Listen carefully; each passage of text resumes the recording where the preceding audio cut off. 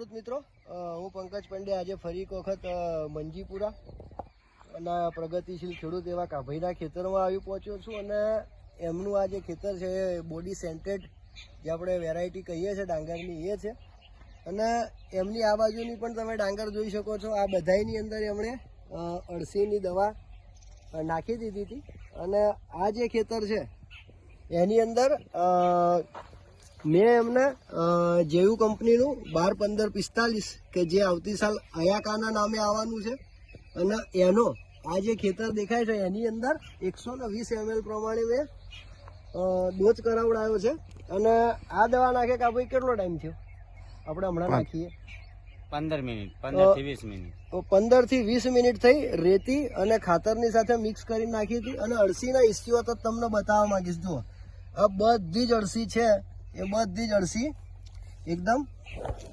તરીન અને બહાર આવી ગઈ છે। તો આ જે જેયુ એગ્રી સાયન્સનું અયાકા છે એની અંદર 3 ટેકનિકલ આવવાના છે અને અત્યારે આ જે પ્રોડક્ટ છે એ ડેમો ફેઝ ઉપર છે।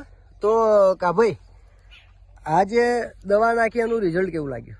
અત્યારે તો સારું જ ને 15 મિનિટમાં રિઝલ્ટ આવે એટલે દવા સારી જ કહેવાય ને। 15 મિનિટની અંદર અળસી બહાર આવી ગઈ।